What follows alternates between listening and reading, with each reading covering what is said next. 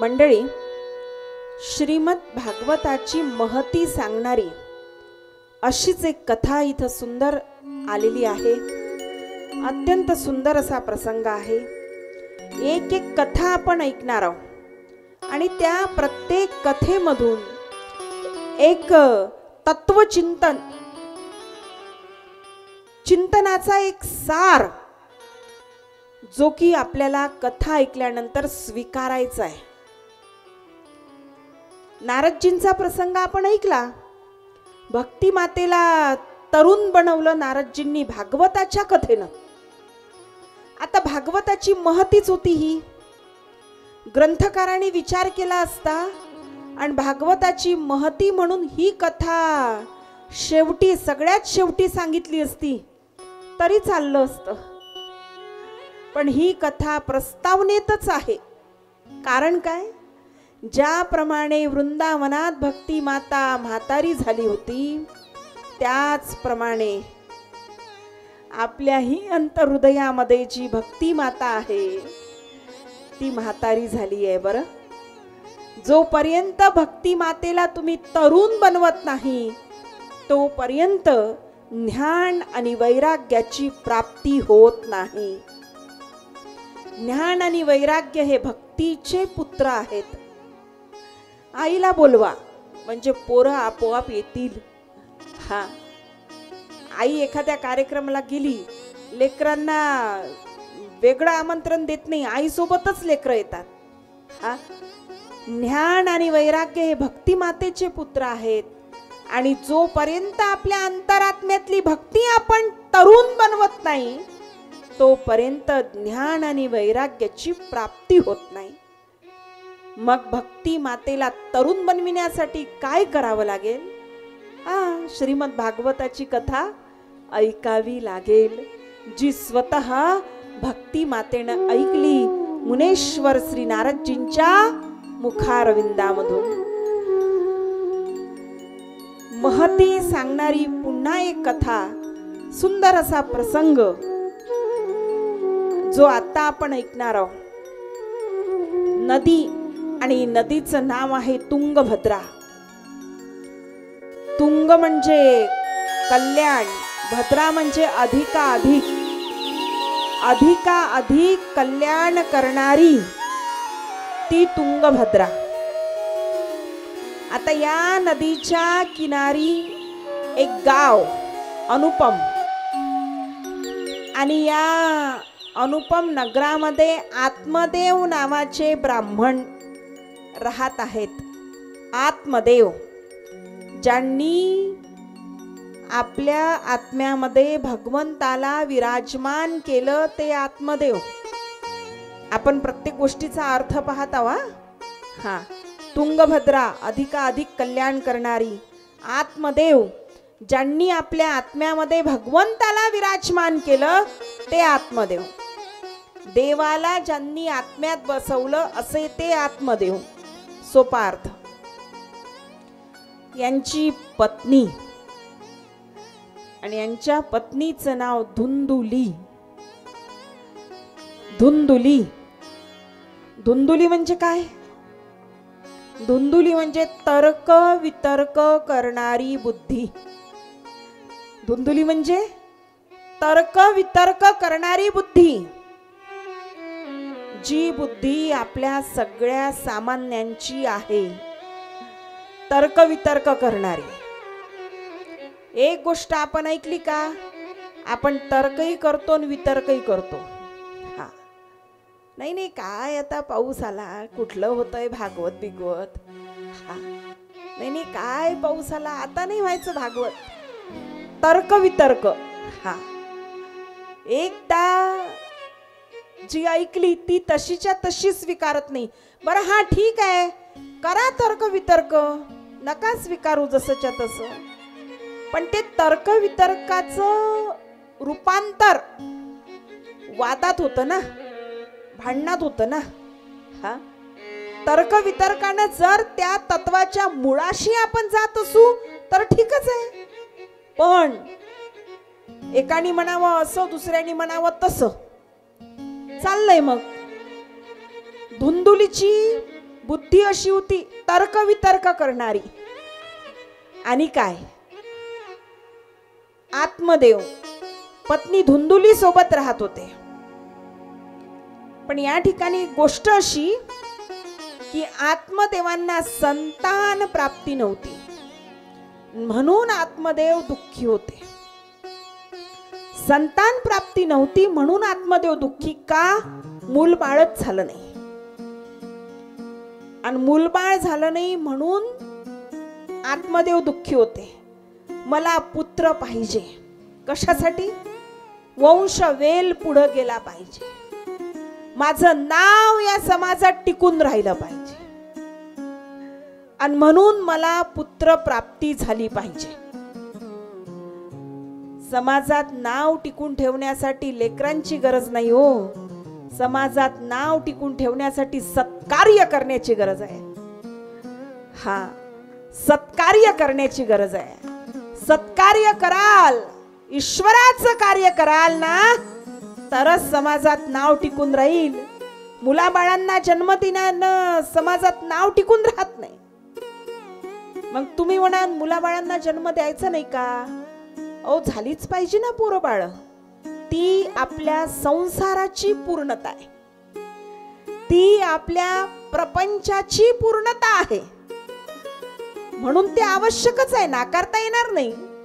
पण तुम्ही म्हणाल की नाही मला पुत्र झाला नाही मग माझं नाव समाजात कसं राहील, नाही नाही मग माझा वंशाचा विस्तार कसा वाढेल. बजरंगबली तर ब्रह्मचारी होते, आजपर्यंत आहे की त्यांचं नाव? हा, दाखवा बरं असं एकही गाव जिथं बजरंगबलीचं मंदिर आहे का? मंदिर नाही असं दाखवा बरं एकही गाव. अंजनीच्या सुता तुला रामाचे वरदान, पवनपुत्र हनुमान, हा टिकलाच की वंश. आणि आजपर्यंत नाही, जोपर्यंत चंद्र सूर्य तारे आहेत तोपर्यंत बजरंगबलीचं नाव आहे. ते तर ब्रह्मचारी होते, पण त्यांनी केलेली रामाची भक्ती त्यांचं नाव इथं टिकवून ठेवते मंडळी. हा, आणि म्हणून नाव टिकून ठेवण्यासाठी सत्कार्य करावं लागेल. बोलो राधे राधे राधे राधे. आता आत्मदेव सामान्य पौराहित्य करायचं त्यांचं काम. पौराहित्य, पूजा पाठ, पांडित्य हे सगळं त्यांचं काम. मनामध्ये सलायचं, मन दुखायचं, दुःख वाटायचं, मला मुलगा नाही, मला पुत्र नाही. पुत्री असो वा पुत्री, पण एक तरी मला पाहिजे. धुंदुलीला मात्र याचं दुःख वाटत नव्हतं. का? ती जरा वेगळ्याच विचाराची होती. एरवी प्रत्येक स्त्रीला असं वाटते मला मूल झालं पाहिजे, मी आई झाली पाहिजे. तिला काय वाटत होतं? मला जर पुत्र झाला, मला जर लेकरू बाळ झालं तर मग मला त्याचंच जेवण खावणं सगळं त्याचंच सगळं मला करावं लागन, त्याला झोपवणं, त्याची आंघोळ, मग माझी तब्येत, माझ्याकडे मलाच लक्ष द्यायला वेळ मिळणार नाही. म्हणून या धुंदुलीला जरा दुःख वाटत नव्हतं या गोष्टीचं. पण आत्मदेवांना मात्र दुःख वाटत होतं. एक दिवस काय झालं, आत्मदेव घरातून निघून गेले. आता मी परत येणार नाही, आता मी मरणार. थांब थांब. आणि जसा आवाज ऐकायला आला थांबले.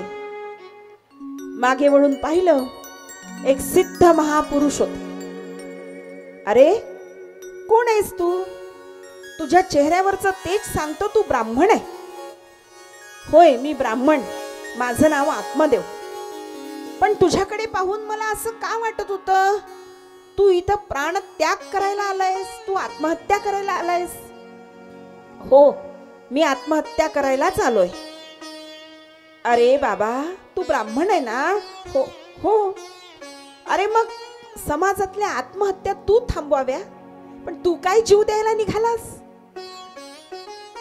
विचारलं, काय काय संकट आलं तुझ्यावर? म्हणे, मी पुत्रहीन आहे, मी संतानहीन आहे, मी संतानहीन आहे, मी पुत्रहीन आहे, मला पुत्र प्राप्ती झाली पाहिजे. सिद्ध महापुरुष, साधू महापुरुष, संत होते, ते सिद्ध होते, साधू महापुरुष होते. आता संत कधीच कुणाला मरू देत नाही, उलट जो मरतोय त्याला वाचवतात. मग संतांनी समजून सांगितलं, बाबा रे, मानवी जन्म एक वेळा मिळतो, मग तो इतक्या कष्टानं प्राप्त केला जातो, मग हे असं मरायचं नसतं.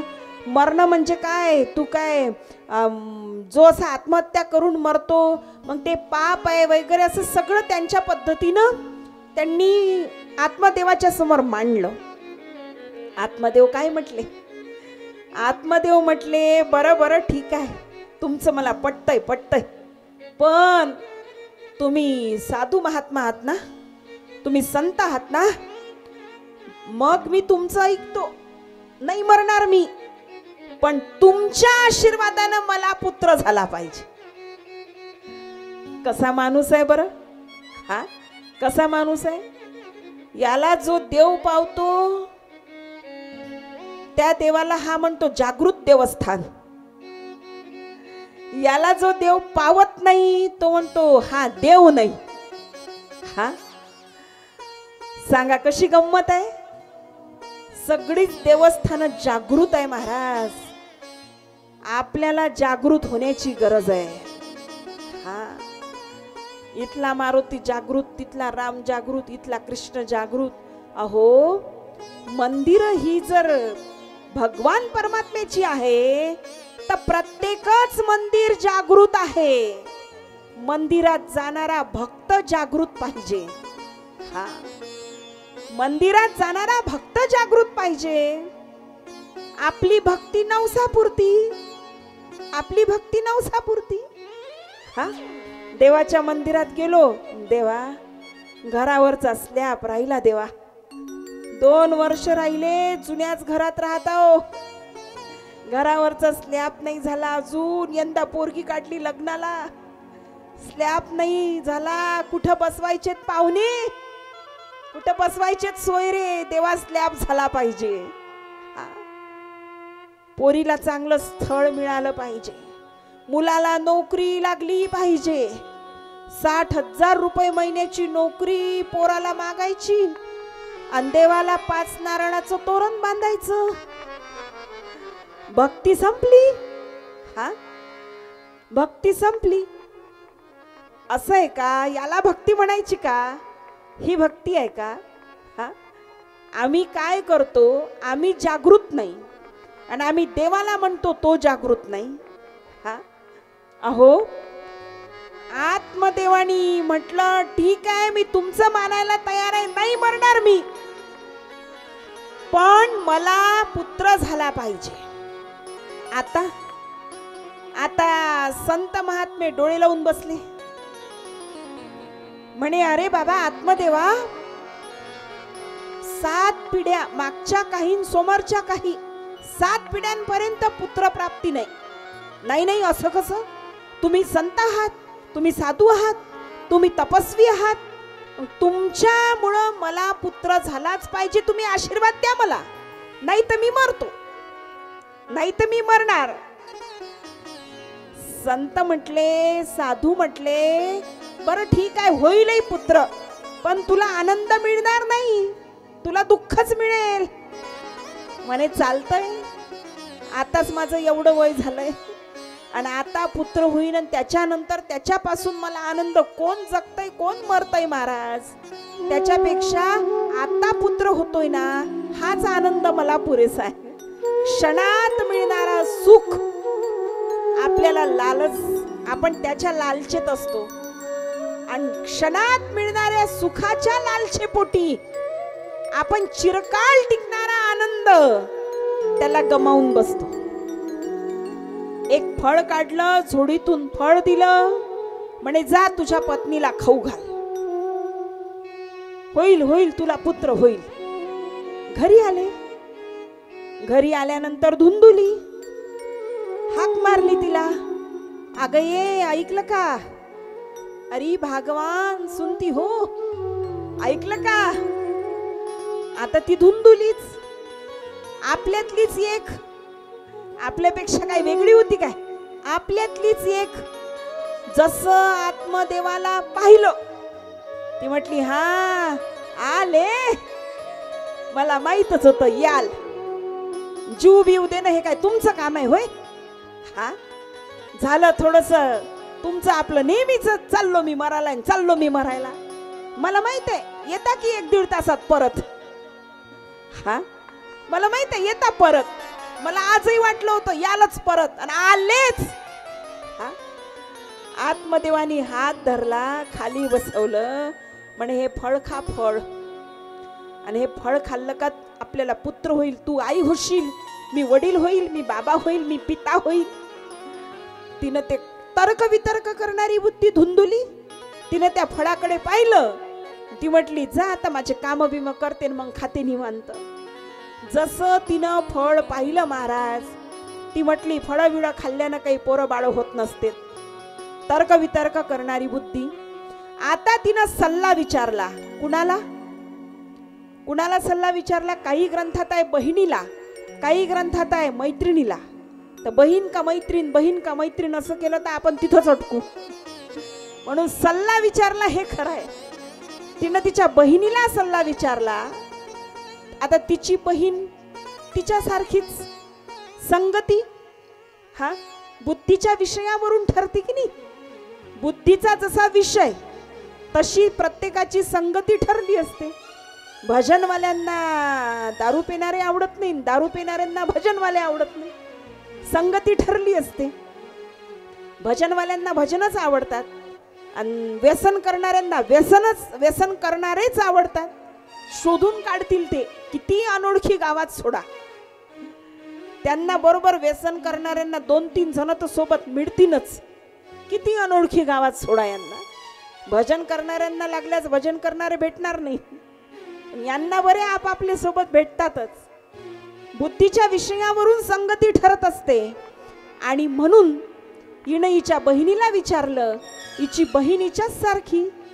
सांगितलं म्हणे तुझ्या घरी एवढ्या गायी आहे, खाऊ घाल एका गाईला. आणि एका गाईला खाऊ घातलं ते फळ, आणि गाय खरंच सगर्भा राहिली. साधू महात्म्याचं आशीर्वाद ते फळ. गाय खरंच गाईला दिवस गेले. आता म्हणे मला माझे पती विचारतील, आता मी त्यांना काय सांगू. परत बहिणीनं सांगितलं. कसं असतं ना, ज्यांची आध्यात्मिक शक्ती जागृत नाही ते कायम दुसऱ्याच्या निर्णयावर अवलंबून असतात. हिनं परत सल्ला विचारला. जो दुसऱ्यावरी विश्वासला त्याचा कार्यभार बुडाला. हा, बघा ना आता काय होते समोर, ऐका ना. हिने हिच्या बहिणीला विचारलं, बहिणीनं सांगितलं, सांगून टाक की तू ही गरोदर आहे म्हणून. आणि सांगितलं महाराज. आत्मदेव आनंदी झाले. गर्भारपणाचं नाटक 9 महिन्यापर्यंत झालं. परत सल्ला विचारला, काय सांगू. म्हणे अगं मीच तर गरोदर आहे, आता मला लेकरू होणार, आणि मी आता तुला काय सल्ला देऊ. ही म्हटली आता मी पहिलेपासून तुझ्या सल्ल्यानं वागत आली, आणि आता काय सांगू. तिच्या बहिणीनं डोकं लावलं आणि तिच्या बहिणीनं सांगितलं. म्हणे अगं माझं लेकरू आहे ना, म्हणजे आपण दोघी बहिणी आहोत, आता माझं काय आणि तुझं काय. हा, मी नुकतेच प्रसूत झाले आणि माझा पुत्र तुझा पुत्र म्हणून दाखवू. म्हणे चालेल चालेल. मग काय, ठरल्याप्रमाणे सगळं झालं महाराज. ना तेव्हा इंटरनेट नव्हतं, ना तेव्हा व्हॉट्सअप होतं, तरी ठरल्याप्रमाणे सगळं जसंच्या तसं झालं. हा, आणि बहिणीचा पुत्र आत्मदेवांना स्वतःचा पुत्र म्हणून दाखवण्यात आला. ज्या गोशाळेतल्या गायीनं फल सेवन केलं होतं तिलाही पुत्र झाला, मानवी देह आकार पुत्र झाला, आणि तिचा पुत्र, आणि आता आत्मदेवाला स्वतःचा दाखवलेला पुत्र, असे 2 पुत्र. देत नाही तोंड, दिलं की मग 2-2. हा, असे 2 पुत्र. आता काय, दोघाची जबाबदारी स्वीकारली. गाईला झालेला, पण तो मानवी देह आकार आहे, त्याचं शरीर मनुष्यासारखं आहे, त्याचे कान गाईसारखे आहे.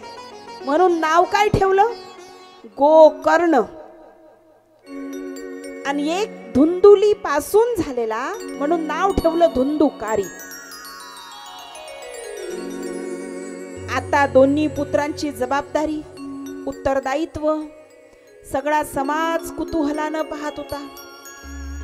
आतापर्यंत एकही पुत्र न झालेले आत्मदेव अत्यानंदी होते. लाडात कौतुकात सुंदर पद्धतीनं दिवस चाललेले. आत्मदेवाचं काम आहे पौराहित्य करायचं, आणि म्हणून आत्मदेवांनी पौराहित्य करायला प्रारंभ केला. आणि जसं पौराहित्य करायला जायचे, पूजा पाठ पांडित्य यज्ञ याग विधी कर्म याच्यासाठी जेव्हा जायचे, तेव्हा आत्मदेव गोकर्णाला सोबत घेऊन जायचे. धुंदुकारीला न्यायला गेले का, ही धुंदुली काय म्हणायची, अहो त्याचं खेळायचं वय आहे, राहू द्या त्याला, राहू द्या, खेळू द्या, खेळू द्या. परिणाम काय झाला, धुंदुली धुंदुकारीचा अति लाड करू लागली. लाड केला पाहिजे, पण लाडाचा अतिरेक होता कामा नये. इथं अतिरेक झाला मंडळी. आणि जशी गोकर्ण लहान वयातच कुशाग्र विद्वान पंडित बनले. कारण काय, लहान वयातच गोकर्ण आत्मदेवांसोबत जाऊ लागले पांडित्य करण्यासाठी. वारंवार तेच उच्चारण, तेच सगळं ऐकायचं. विद्वान बनले, पंडित बनले. आणि धुंदुकारी लाडाचा अतिरेक, पैसे मागायचा धुंदुकारी, धन मागायचा, धुंदुली देऊन टाकायची. आत्मदेव म्हणायचे, अगं विचार त्याला, विचार कशाला पाहिजे एवढं धन, विचार एवढे पैसे कशाला पाहिजे. आत्मदेव म्हणायचे, धुंदुली म्हणायची, जाऊ द्या हो, एकुलता आहे काय आपला, आजही त्याचंच आहे, उद्याही त्याचंच आहे, घेऊ द्या की त्याला.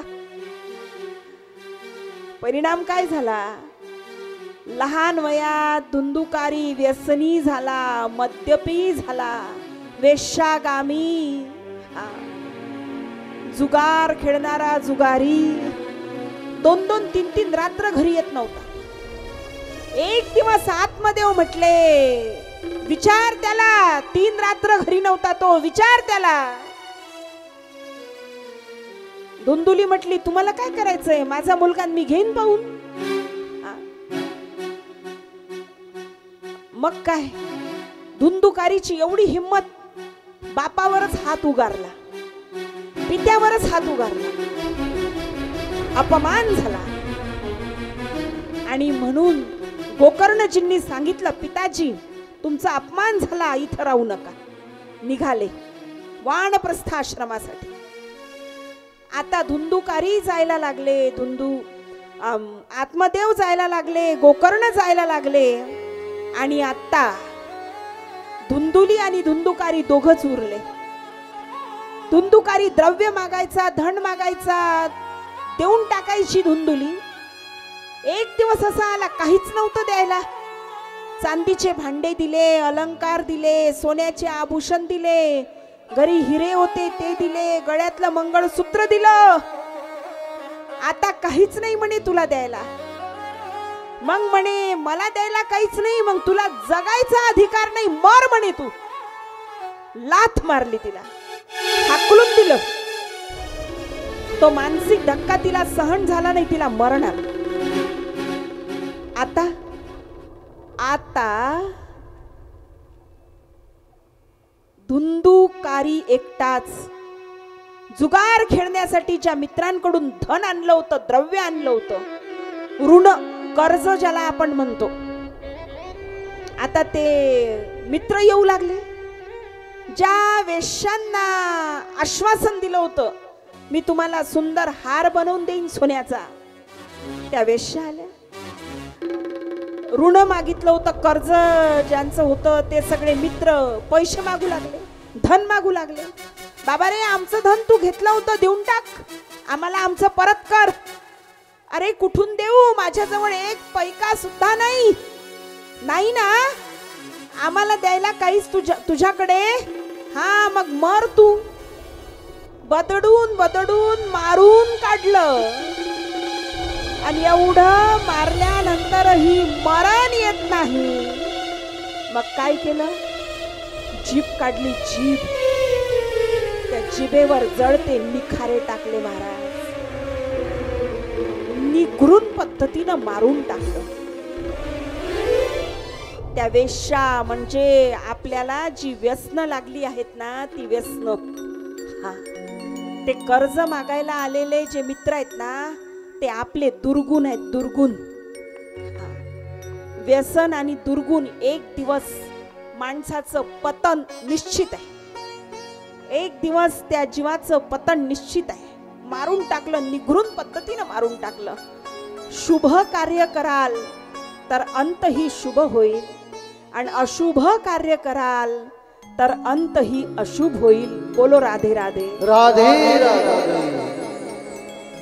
जगी जीवनाच सार घ्यावे जाणून सत्वर. जगी जीवनाचे सार घ्यावे जाणून सत्वर. जैसे ज्याचे कर्म तैसे फळ देतो रे ईश्वर. जैसे ज्याचे कर्म तैसे फळ देतो रे ईश्वर. जगी जीवनाचे सार घ्यावे जाणून सत्वर. जगी जीवनाचे सार घ्यावे जाणून सत्वर. जैसे ज्याचे कर्म तैसे फळ देतो रे ईश्वर. जैसे ज्याचे कर्म तैसे फळ देतो रे ईश्वर.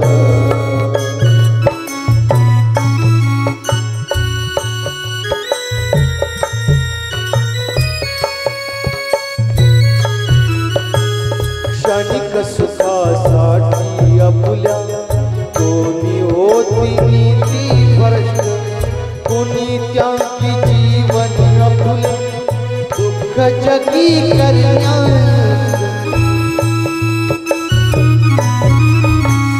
देह करी जे जे काही, देह करी जे जे काही, आत्मा भोगी तू नंतर. जैसे ज्याचे कर्म तैसे फळ देतो रे ईश्वर. जैसे ज्याचे कर्म तैसे फळ देतो रे ईश्वर. जगी जीवनाचे सार घ्यावे जाणून सत्वर. जगी जीवनाचे सार घ्यावे जाणून सत्वर. जैसे ज्याचे कर्म तैसे फळ देतो रे ईश्वर. जैसे ज्याचे कर्म तैसे फळ देतो रे ईश्वर.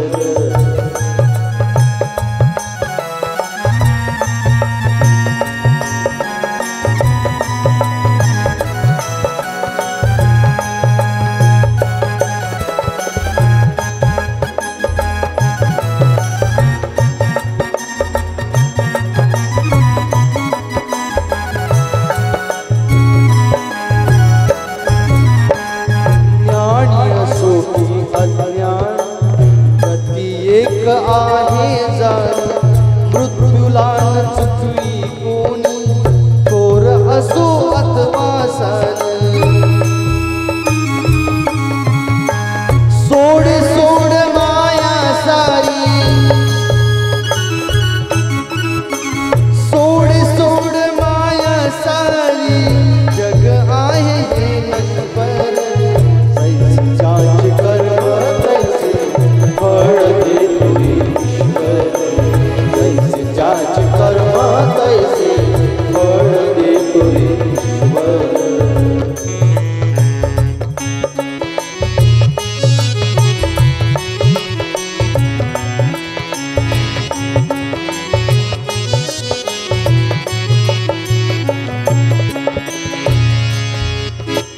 मनाखंत वाटून ज्याचे, अनाखंत वाटून ज्याचे, शुद्ध होई अंतःकरण. क्षमा करी परमेश्वर त्या, जातो तयाला तो शरण.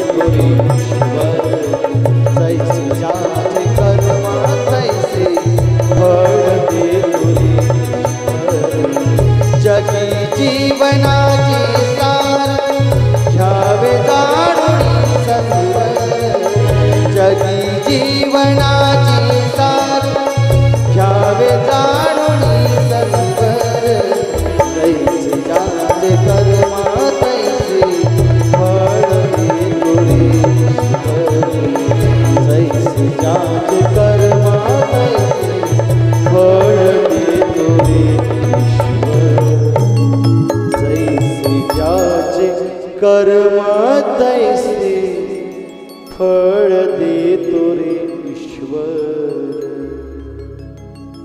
आता गोकर्णजींना ही बातमी कळली. आलेत, श्राद्ध विधी केला, गयेला जाऊन पिंडदान केलं. आई वडील नाही, आता यांच्या माघारी मीच इथं राहिलो पाहिजे म्हणून तिथं राहू लागले. गोकर्ण अंत झाला तो धुंदुकारी. आता जसे राहू लागले, विलक्षण विलक्षण अशा आकृत्या दिसू लागल्या. विचारलं, म्हणे कोण आहात तुम्ही? एका आकृतीनं उत्तर दिलं की दादा, आम्ही तुझा भाऊ. कोण? धुंदुकारी. आता जिवंतपणी दादान वगैरे असा संवादच यांच्यात झाला नव्हता. धुंदुलीनं तो कधी हो दिला नव्हता. आश्चर्य वाटलं. म्हणे मी तर गयेला जाऊन पिंडदान केलंय. म्हणे हो दादा, पण तेव्हा मी मुक्त व्हावं अशी माझी इच्छा नव्हती आणि म्हणून मी मुक्त झालो नाही. एक ऐका बरं मंडळी, जोपर्यंत मरणाऱ्याला वाटत नाही त्यांनी मुक्त व्हावं, तोपर्यंत मुक्ती त्याला मिळत नसते. मग तुम्ही मोठ्या मंगल कार्यालयात तेरवी केली तरी, हा, आणि घरी तेरवी केली तरी, तुमच्याकडे करतात का मरणानंतर तेरवी? 10वा करतो आपण, आणि 10वा केला की नातेवाईकांना बोलवून जेवणाची पंगत दिली जाते. 13व्या 14व्या दिवशी त्याला म्हणायचं तेरवी. तुमच्याकडे करतात का? करतात? इकडे महिला मंडळी करतात का? तुमच्याकडे करतात का? झोपले का काय? हा, काय काय करतात का? आ, हो म्हणत आहे. हा, आमच्याकडे म्हणजे आम्ही विदर्भातून आलोय ना, आमच्याकडे मेल्यावर माणसांना जाळतात. तुमच्याकडे? तुमच्याकडे हो? आ, हसले हसले हसले. हा, चला, बरं आहे बरं आहे, बरं वाटलं. तुम्ही ना आम्ही मग एकाच मापातले. हा, बोलो राधे राधे. राधे राधे. चला, असा काहीतरी रिस्पॉन्स देत जा म्हणजे जमन आपलं. हा, हे काही 1-1.5 तासाचं काम नाही आपल्याला. हा, आता ह्या दुसरा दिवस आजचा, पण अजून 5 दिवस आपल्याला सोबत राहायचंय. हा, आणि तुम्हाला कथा ऐकायची आहे, मग तुम्ही जर असे बोलले ना बरं वाटतं. मग आता काय आहे ना, म्हणजे असं विचारत जाऊ आपण कधी कधी. तुम्ही आपलं नुसतंच मान डोलवायची, मला कळून जातं. हा, काय आहे ना, आता गोकर्णजींना प्रश्न पडला, मी गयेला जाऊन पिंडदान केलं आणि हा म्हणतोय मी मुक्त झालो नाही, काय करू? गोकर्णजी सूर्य उपासक होते, सूर्यदेवाचे उपासक. सूर्यदेवाला अर्ध्य वाहत असताना गोकर्णजींनी विचारलं आणि सूर्यदेवानी सांगितलं, भागवताची कथा कर. तुंगभद्रा नदीच्या काठावर मरणोपरांत धुंदुकारीला मुक्ती मिळावी यासाठी गोकर्णजींनी भागवताच्या कथेचं आयोजन केलं. आता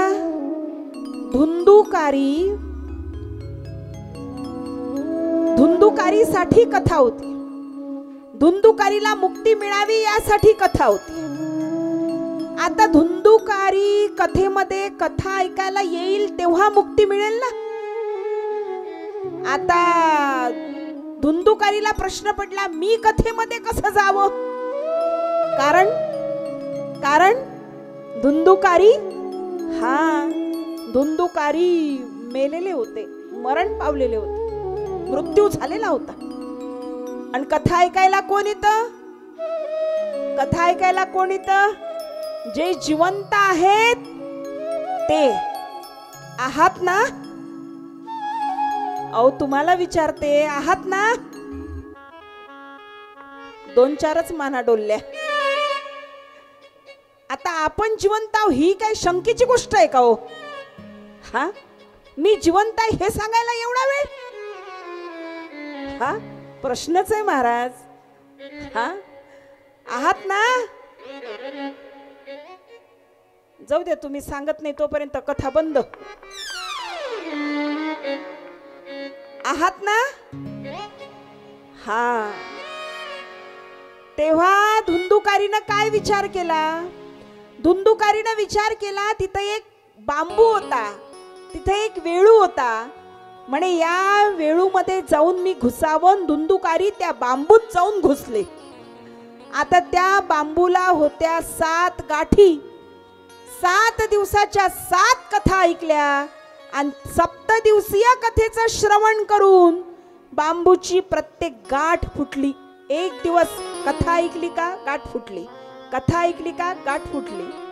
आणि 7व्या दिवशी संपूर्ण गाठी फुटून वेळूच्या आतमध्ये असणारा धुंदुकारी तो मुक्त झाला महाराज. श्रीमद भागवताच्या श्रवणानं, श्रीमद भागवताच्या कथेत किती ताकद आहे. जे जिवंत आहे त्यांना तर मुक्ती मिळतेच, पण मरणोपरांत जर कुणी, मेल्यानंतरही जर कुणी कथा ऐकायला आले त्यांनाही मुक्ती मिळते. एवढी प्रचंड ताकद या श्रीमद भागवताच्या कथेमध्ये आहे. एवढी ताकद, मरणानंतरही मुक्ती मिळाल्याची. हा, असा विचार नका करू तर चला मग आपण मरणानंतर ऐकू. हा, तिथं गोकर्ण होते धुंदुकारीच्या मरणानंतर कथा करायला. आपल्या घरात आहे का गोकर्ण? हा, एकटे शेठजी किती जणांना पुरतील? हा, आणि म्हणून जिवंत आहात ना, मग कथा ऐका आणि भगवान परमात्म्याशी नातं जोडा. बोलो राधे राधे. राधे राधे. गोविंद मेरो है, गोपाल मेरो है. गोविंद मेरो है, गोपाल मेरो है. गोविंद मेरो है, गोपाल मेरो है. गोविंद मेरो है, गोपाल मेरो है. मेरो है, गोपाल मेरो. श्री राधे नंदलाल मेरो है. गोविंद मेरो है, गोपाल मेरो है. गोविंद मेरो है, गोपाल मेरो है.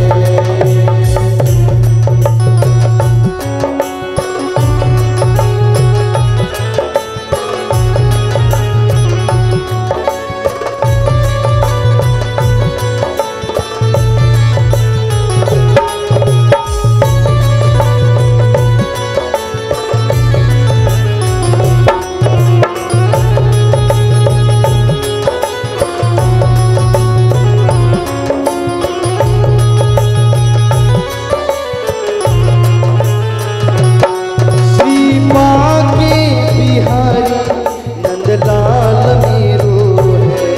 श्री बाके बिहारी नंदलाल मेरो है. मेरा बाका कन्हैया नंदलाल मेरो है. श्री बाका कन्हैया नंदलाल. जय हो. गोविंद मेरो है, गोपाल मेरो है. गोविंद मेरो है, गोपाल मेरो. जय श्री राधे.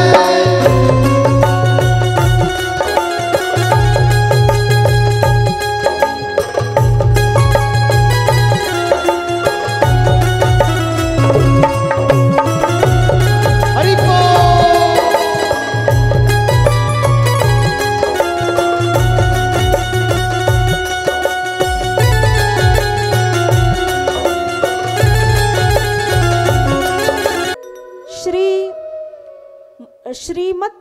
भागवताची महती आपण ऐकली, पण मंडळी, परीक्षित राजाने श्रीमद भागवत श्रवण केलं तो प्रसंग काय? परीक्षित राजाचा परिचय सांगते पहिल्यांदा तुम्हाला. परीक्षित राजे पांडवांचे नातू ज्याला म्हणतो ना आपण, परीक्षित राजे पांडवांचे नाती. विराट कन्या उत्तरा आणि ज्यांना महाभारताच्या युद्धामध्ये वीर मरण प्राप्त झालं असे अभिमन्यू. विराट राजाची कन्या उत्तरा. विराट राजा विदर्भामधले. 1 वर्षाचा अज्ञातवास पांडवांना पूर्ण करायचा होता ना, तेव्हा पांडव विदर्भामध्ये राहिले. आजही त्यांच्या त्या वास्तव्याच्या खुणा आपल्याला पाहायला मिळतात बऱ्याच ठिकाणी विदर्भामध्ये. तेव्हा इथले राजे विराट आणि या विराट राजाची कन्या उत्तरा. आता या उत्तरा आणि अभिमन्यूचे पुत्र परीक्षित जेव्हा अश्वत्थामा पांडवांच्या शिबिरामध्ये जाऊन युद्ध झाल्यानंतर पांडवांच्या शिबिरामध्ये जाऊन द्रौपदीच्या 5ही पुत्रांचं शिर धडाच्या वेगळं करतो. अश्वत्थामा गुरु द्रोणाचार्याचा पुत्र अश्वत्थामा, 7 चिरंजीवापैकी एक, म्हणजे आजही आहेत अश्वत्थामा. तेव्हा अश्वत्थामा द्रौपदीच्या 5ही पुत्रांचं शिर धडाच्या वेगळं करतात, तिला मारून टाकतो. तेव्हा द्रौपदी मनाई करते. द्रौपदी सांगते की नका याला मारू, अश्वत्थाम्याला नका मारू. गुरु द्रोण पत्नी ती नुकतीच विधवा झाली आहे, कारण द्रोणाचार्य युद्धात मारले गेले होते.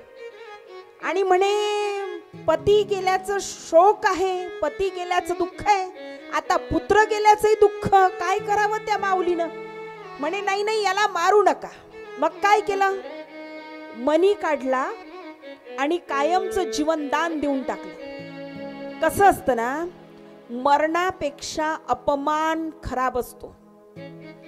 मरण तरी एका दिवसाच, पण अपमान म्हणजे रोजचं मरण. आणि म्हणून भगवान श्रीकृष्णाने मणी काढला आणि म्हणे जा, तुला मरणच येणार नाही, असं म्हणतात. 7 चिरंजीवापैकी एक आजही अश्वत्थामा आहे. शास्त्रज्ञ काय कॅमेरे सगळं लावून थकले, सगळी शोधाशोध होऊन चुकली. आता हा अश्वत्थामा काय करतो? जे कुप्रवृत्तीचे आहेत ना, त्यांना ईश्वराची कृपा समजतच नाही. आता हा अश्वत्थामा काय करतो? उत्तरा गर्भवती आहे असं समजल्यावर तिच्या गर्भावर ब्रह्मास्त्र सोडतो. अश्वत्थामा तिच्या ब्रह्मावर गर्भास्त्र सोडतो. आता ही उत्तरा, पांडव म्हणजे तिचे सासरे, पण तिच्या सासऱ्यांना हाक मारत नाही, थेट कृष्णाचा धावा करते. आणि ही उत्तरा भगवान श्री कृष्णाचा धावा करते. कृष्ण नेमकेच सगळं आटपून द्वारकेला जायला निघालेले असतात आणि तेव्हा ही उत्तरा श्री कृष्णाचा धावा करते. श्रीकृष्ण थांबतात, तिला विचारतात आणि ती सांगते की माझ्या पोटात दुखतंय. अंतर्ध्यानी कृष्ण, त्रैलोक्याचे स्वामी जगदीश्वर श्रीकृष्ण ओळखतात हा अश्वत्थाम्याचा कट आहे. आणि म्हणून स्वतःच्या सुदर्शन चक्राचं कवच उत्तरेच्या गर्भाच्या भोवताल तयार करतात. गर्भात असतानाच परीक्षा द्यावी लागली. परीक्षा देऊन जन्म झाला, म्हणून नाव ठेवलं परीक्षित. आता काय, जन्माची कथा तर तुम्ही ऐकली. आता नंतर मग बालपण, पांडव स्वर्गाला निघून गेले आणि पांडवाचे नाती परीक्षित राज्यकारभाराला लहान वयात. सगळ्यांच्या मार्गदर्शनानं चाललाय राज्यकारभार सुरळीत. एक दिवस जो राज दरबारातला खजिना असतो ना, तो खजिना पाहायला गेले. त्यात एक राज मुकुट ठेवला होता, सुंदर सोन्याचा, हिऱ्यांनी सजवलेला. आता स्वतःच्या डोक्यातला काढला आणि तो जो त्या खजिन्यात ठेवला होता ना, तो घातला. कुणाचा होता तो? जरासंध राजाचा. 19 वेळा श्रीकृष्णानं स्वारी करूनही जरासंधाला हरवू शकले नव्हते. हा तो जरासंध. मग गनिमी कावा श्रीकृष्णाने पांडवांना नेलं भिक्षुकाच्या रूपात आणि भिक्षेत मागितलं युद्ध. आणि मग गदा युद्ध झालं, मल्ल युद्ध झालं आणि मग युद्धात मारलं जरासंधाला. आता जरासंधाचा अंत झाल्यानंतर जो राज मुकुट होता, तो राज मुकुट भीमानी आणला. जरासंध राजाचा पुत्र म्हणे, हा राज मुकुट माझ्या पित्याचा आहे. म्हणे नाही नाही, हा आम्ही राजाला मारलंय ना, वास्तविक तर याचं पूर्ण राज्य आमचं आहे. ज्या राजाला मारलं जातं त्याचं राज्य जो मारतो त्याचं होत असतं. म्हणे नाही, हे राज्य आमचं आहे, पण हा कृष्ण आम्हाला हे राज्य घेऊ देणार नाही. त्याची नीती काही अलगच आहे. मग निदान हा राज मुकुट तर दे. आमच्या पराक्रमाची एक स्टोरी म्हणून, आमच्या पराक्रमाची एक गाथा म्हणून जबरदस्तीनं बळजबरीनं आणला सुवर्णाचा राजमुकुट. आणि तो सुवर्णाचा राजमुकुट आज परीक्षित राजाने घातला आणि निघाले परीक्षित राजा. आता काय होतं ना, एक भला मोठा अक्राळ विक्राळ काळ्या कुट्ट दिसणारा माणूस परीक्षित राजाला दिसतो आणि परीक्षिताला म्हणतो, परीक्षिता तुझं राज्य संपलं, माझं सुरू झालं. म्हणे कसं काय? अरे मी कलियुग आहे, कलियुग. द्वापार संपला, कृष्णाने अवतार संपवला, आता कलियुग, माझं राज्य सुरू आहे, सुरू झालंय. मी राजा आहे, मी कलियुग आहे. दोघांचं युद्ध होतं. कलियुग युद्ध हरतो, पण कलियुग शरण जातो. राज्य प्रस्थापित करायचं होतं ना. परीक्षिताला कलियुग 5 जागा मागतो. मदिरापान, हिंसाचार, वेश्यालय, जुगार आणि सुवर्ण. मदिरापान, हिंसाचार, वेश्यालय म्हणजे व्यभिचार, जुगार आणि सुवर्ण, या 5 जागा कलियुग मागतो. म्हणे नाही, शक्य नाही, हे माझ्या राज्यात काहीच नाही. कलियुग म्हणतो, माझं मी पाहून घेईन राजा, तू फक्त मला या 5 जागा देऊन टाक. आणि हातामध्ये जल घेऊन जलांजली अर्पित करून संकल्प सोडतात परीक्षित राजा की या 5 जागा आजपासून तुझ्या.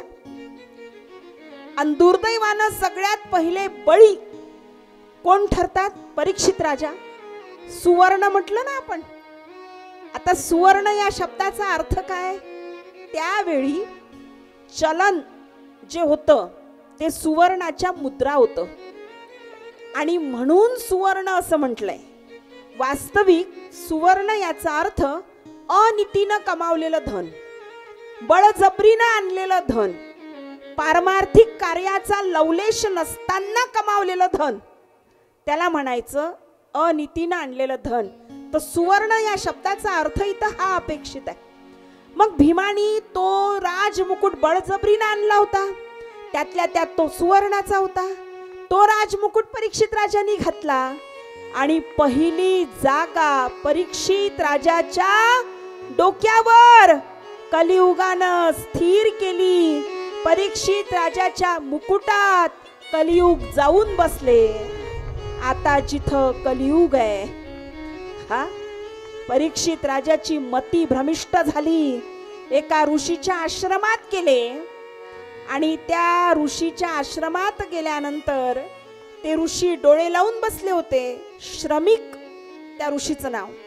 श्रमिक ऋषी डोळे लावून बसले होते. म्हणे काय तुम्ही ऋषी आहात, पण कोण समजता स्वतःला? मी राजा आहे, राजा. आणि मी आलो नाही, स्वागत नाही मला हार, नाही माझे पाय धुतले, आणि तुम्ही बसले मस्त डोळे लावून.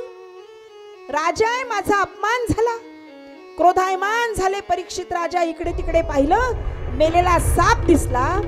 तो मेलेला साप हातात धरला आणि श्रमिक ऋषीच्या गळ्यात टाकला. आता हे कृत्य श्रमिक ऋषीचे पुत्र शृंगी यांना कळलं आणि शृंगीनं श्रापवाणीचा उच्चार केला.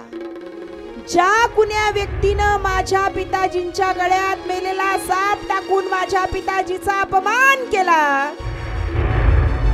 तो व्यक्ती 7व्या दिवशी तक्षक नागाच्या दंशाने मरून पडेल. आणि आता संपलं सगळं. 7व्या दिवशी मरण, सगळं संपलं. 7व्या दिवशी मरण. चिंता वाटू लागली. 7च दिवस राहिले माझ्याजवळ, 7च दिवस. काय काय करू आता मी 7 दिवसात? काय काय करू? माझा उद्धार कसा होईल? मला मुक्ती कशी मिळेल? काय करू मी 7 दिवसात? तीर्थयात्रा करू, घरी होम करू, अखंड हरिनाम सप्ताह घेऊ, कीर्तन घेऊ, काय काय करू आता मी 7 दिवसात? आणि मग काय? कृष्णद्वैपायन श्री व्यास मुनींचे पुत्र वैराग्य चूडामणी श्री शुकदेव, जनक राजांनी ज्यांचा शिष्य म्हणून स्वीकार केला, ते नुकतेच आले होते जनक राजाकडून.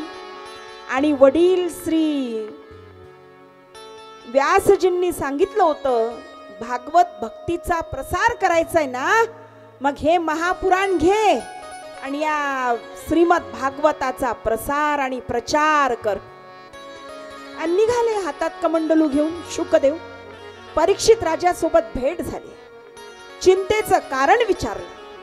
म्हणे 7व्या दिवशी मी मरणार आहे, 7व्या दिवशी काय करू?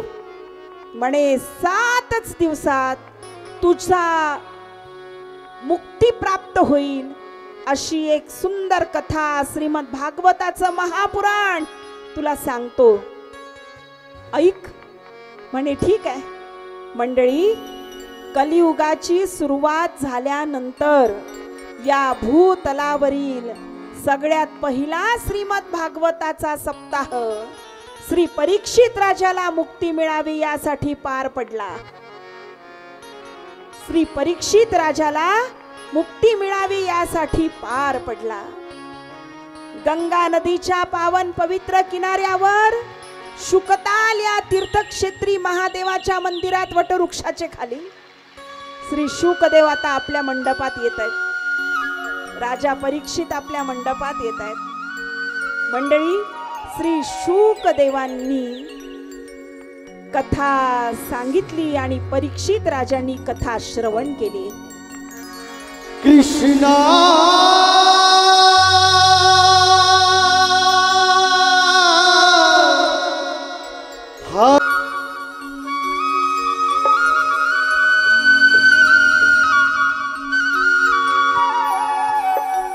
श्री कृष्ण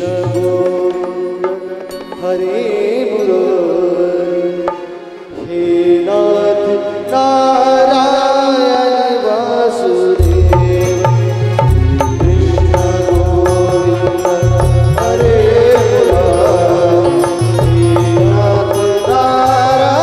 बोल कृष्ण कन्हैया लाल की जय. सर्वांनी जय वाजवा. हरे मुरारी, हे नाथ नारायण वासुदेव.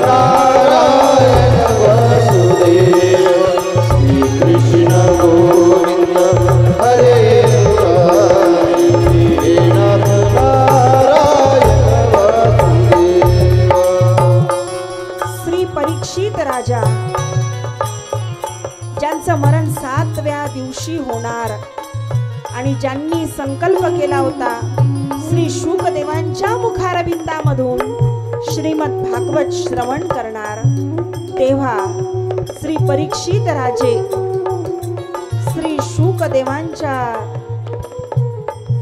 श्री शुकदेव आपल्या स्थानावर विराजमान झाले.